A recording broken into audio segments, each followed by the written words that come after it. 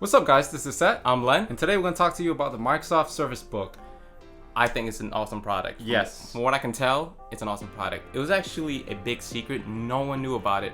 There were rumors before it was announced. There was a rumor that there was going to be a 14-inch Surface Pro. Surface Pro. Right. And I thought, that's kind of. I didn't think that would be a great idea. A larger display for a tablet. Right. But instead, they announced the Surface Book, and I was like, wow. Yes, it was. Yeah. My initial impressions of it was a fantastic looking device. Definitely, yeah. It looks like it's going to be competing with the MacBook Pro. Yes. 13-inch version. And to be honest with you, I think it blows the MacBook Pro Definitely. out of the water. I mean, performance is still to be seen, but just the way it looks great. The specs they've showcased, or what they quote unquote said is going to be, sounds amazing. So again, performance is still to be seen, but from our impressions, it seems like a great device to come. Right. They say that it's going to be made out of machined magnesium, which is supposedly stronger and lighter than aluminum.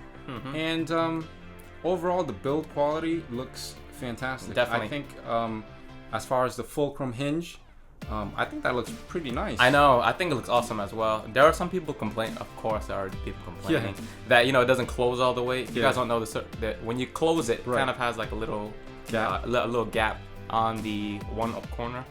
I don't really think that's a big of a deal. No, not at all. If the hinge is strong, and it's a Microsoft product, I don't think they're gonna throw in a cheap hinge. Right. So if the hinge is strong, then there should be no issues. Now I can see why people will be concerned about it. If it was say a subpar hinge, I can see someone putting in their backpack, putting books over it, and maybe it getting crushed. But again, I don't really see that happening with this product. Right. Let's talk about power, or the potential power of this Surface Book. Some of you guys may already know it has a dedicated GPU on the keyboard and NVIDIA and the battery and a couple of battery stacks in there as well. Yeah. So I think that changes the game. Definitely. So 2/3 of the battery is going to be in the keyboard, and again the GPU, as I said, is in the keyboard. I think that's going to be awesome. And the direct competitor is the 13-inch MacBook Pro, which does not have a dedicated graphics. They say that it's going to be twice as fast as the MacBook Pro 13-inch. Whether or not that's true, depending on benchmark, is to be determined, but it's definitely looking good. Yeah, and again, we don't know the exact NVIDIA card that's going to be in it, but it's still a dedicated GPU, and I do expect some good performance from it. I take that back, actually, because they sort of showcased a game, but it's sort of Microsoft's game, an Xbox game. Right. What game did they showcase? Gears of War. Gears of War, yep. And it looked really smooth. Yes, but again, I'm sure that game is optimized for Microsoft hardware. So again, to be, I guess, tested. So let's talk about longevity. Specifically, Microsoft products don't have the same longevity as Apple products. They're direct competitors. Right now, you can buy an old 2013 or 2012 MacBook Pro, and it'll still run just as well. Yeah, and it's still really relevant today. A lot of people still use it. Whereas the Surface Pro 2, no one has it anymore. And that machine's maybe 2 years old. Yeah, 3 Surface years old. Pro 3. Your Surface Pro 3 is feeling a little long in the tooth, right? It's okay. Yeah, it's getting obsolete. Though, right? But I can buy the new keyboard for it, which is awesome. I can buy the new pen for it, which again, that's great. That I do like the fact that Microsoft kept the newer products compatible with the older, including the new docking system. So that's cool. But at the same time, I feel like now that the Surface Pro 4 is out, it's thinner, it's better, it's faster. And Surface Pro 3 just seems maybe that's in my head, but it just seems that way. And after each next iteration, the last laptop always seems a lot older. Whereas MacBook Pros and stuff like that, after each generation, it's still usable, as Seth mentioned. I know a lot of people still support it, right? Yeah, definitely. That's a big thing. I know a lot of people still using the older MacBooks, and it's still running great. And, Now, if you want to contrast this to the Microsoft side, I feel bad for those who got Surface, the one with the Windows RT. Yeah, I know. They just threw that. They were like, the bus. And I think they even know it themselves. Like, it's not that good. Yeah, so that kind of fucked a lot of people over with that version. And not even just Microsoft in general. Like it's a Microsoft product running Windows, but the Yoga series. Right. My girlfriend has the Yoga Pro 2, and it showed its age fast. After a year, it was slowing down. My friend has the Yoga Pro 3 with the watch hinge. Yeah, and it's already slowing down. He's had it for maybe about a year. When he first opened it, I know this is not about the yoga series, but as soon as he opened it, it was fast. Maybe after a couple months after installing the program, it just slowed down. But that's, to be fair, that's yeah, not definitely a Microsoft that's problem, not a right? Microsoft That's product. a manufacturer. Yeah, of but that's what Lenovo. I'm trying to contrast with a MacBook when we're talking about it. So that's again to be seen with the Surface Book. Yeah. See how long it lasts. That's just our personal Yeah. experience with these Windows machines versus these Apple machines. Yeah, definitely. Next thing I want to go to is pricing. The Surface Book is very expensive. Yeah. What is it? Start at $14.99? Yes. Yeah, that's a pretty penny, and that's the version without the dedicated GPU. Yeah, that comes with an i5, 8 gigs of RAM, 128 gig solid state hard drive. Of course, this is the new Skylake, Right. so it's supposed to be That's a nice. lot more power efficient.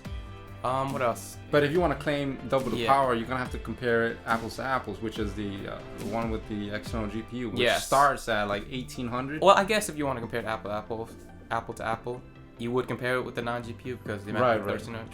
But they're saying that it's 2 times as powerful.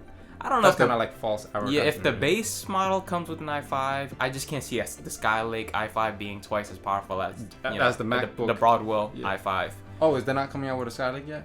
Not yet. Okay. Because there's no compatible Skylake CPU for the MacBook. I don't think so. Right. I was quickly reading some forums. I'm not sure if the Surface Book is gonna be an ultra low voltage processor. So if that's the case, then it might be a little bit I guess you say weaker than normal CPUs. Yeah, so quickly let's move on to the screen quality and the whole pixels per inch thing. Yeah. The Microsoft Surface Book advertises at 267 ppi, Which is more than the MacBook Pro. which is the Retina is at 220. Yeah. But they're claiming that that's the highest resolution. Yeah. But that's not true. I don't think it is. I think the Yoga Pro 3 has a higher screen density. Yes, I at think it's 276. I think it's something like that. Yeah. Yeah. Now 267 versus 276. You can't see the difference. Yeah, But the fact is that they're claiming that it's better. Yeah, but it's maybe technically it's not true. Yeah, maybe they're trying to say that it's the best screen, not just pixel density, because they have new technology in it, which is making. I believe they're doing what Apple did with the iPad Air, and they're making the screen closer, the actual display closer to you. Right. The glass close to the glass. So I guess it looks better. So Yeah. So what about that pen? What do you think about that pen? I think the pen's awesome. Yeah, I think so Yeah, too. it kind of kills the pencil. Yeah, it does. They actually made a little jab at Apple saying that this pen actually has an eraser. Well, Yeah. yeah, like, oh yeah, pencil doesn't. there's a pencil out there without an eraser. That's odd. Yeah. It's like backwards. That's kind of funny. They actually made a few Apple references in the keynote. Yeah. Did you see the microwave? Was it a microwave? The toaster and the fridge? No. A quick little aside. When he was demoing one of the 3D software, he opened it up and it was kind of like a joke. And it was like a 3D model of a fridge and a toaster combined. I believe that was the product. And shit. it was like, I see where this is going. yeah, and there's something that Apple said a while back, like, oh yeah, if you put a toaster and a fridge together, people won't care. And it's kind of like a joke, a Microsoft joke. see. He's like, oh, what's this? So Yeah. I thought it was, it's a fun thing to see if you knew the reference. So let's briefly go over the fulcrum hinge. Personally, I love the way it looks. Definitely, yeah. And whether or not it's more functional than a regular hinge, Yeah. I have no idea. Personally, I wouldn't think so. Maybe it might bring up more problems than a regular hinge, because we talked a little bit about this. If you have notebook paper, and you rip the paper and you stuff it in your bag or your backpack, the little edges can get caught in the hinge, especially if you open it and close it, right? Definitely, yeah. Didn't you Because have that a happens with the Surface. Again, I'm bringing it up, the Yoga Pro model, and that happens with. It has a similar hinge. Yeah, so I'm concerned with that, and I was also concerned with the amount you can open the hinge, the degrees you can open it, because during the conference he was really careful when he opened it. I wasn't sure if he was just be careful because it was a new product, or if if the hinge could only open so much. So we slowly open it, and it just stops at like a 90 degree, and I was like, wait, is that the furthest it can go? Yeah. But thankfully, I've seen some images on Reddit. I guess some users tested it out, and it does open up a little further out. It doesn't look like it opens as far as the MacBook Pro series, but it does open up a little further. And I know you can twist it and flip it around, but just opening it from clamshell, it does seem to open maybe 130 degrees or 120 degrees ish, which is good enough. Yeah, that's pretty good, Yeah. actually. So some final thoughts. What do you think about the Surface Book? First impressions, final thoughts. Again, it's still gonna be my first impressions, but I think it seems like a great product, and I believe it's going to sell Yes, well. it's definitely Yeah. gonna sell. Yeah, because they really are innovating, and I have to give them that.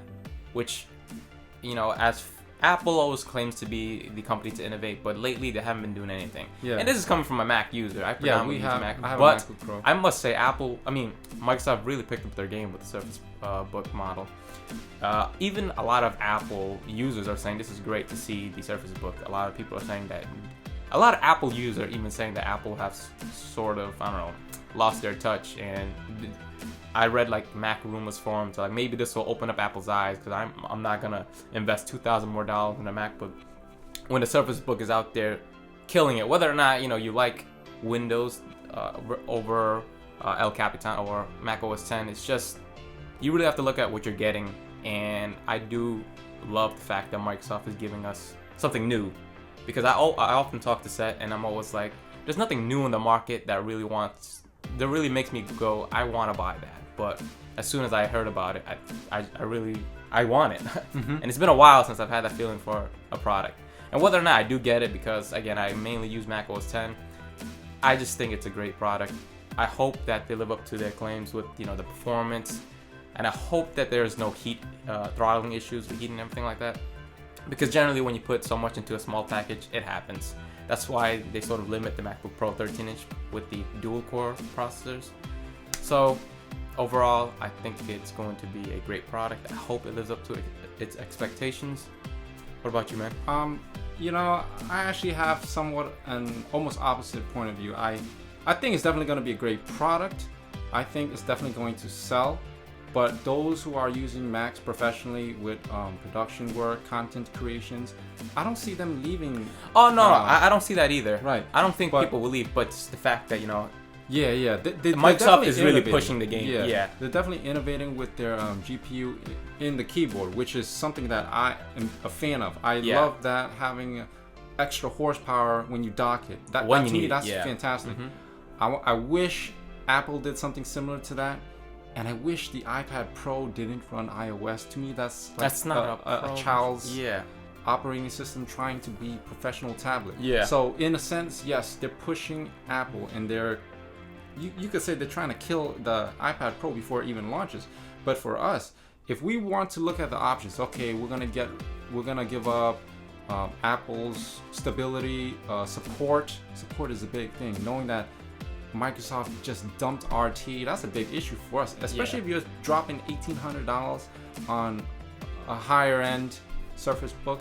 You're gonna $2,700. It might be outdated sooner than you think. Yeah, and to us that's a big deal. Yeah, because I have my MacBook Pro and it's still running like a champ. I can see myself using that for a couple more years and still be able to sell it for a good price, having a stable OS, having the stability of Final Cut Pro, stability of all these apps. As far as Microsoft, the only way I can see myself gravitating towards it is the Creative Cloud suite offered by Adobe. But then, you gotta pay monthly.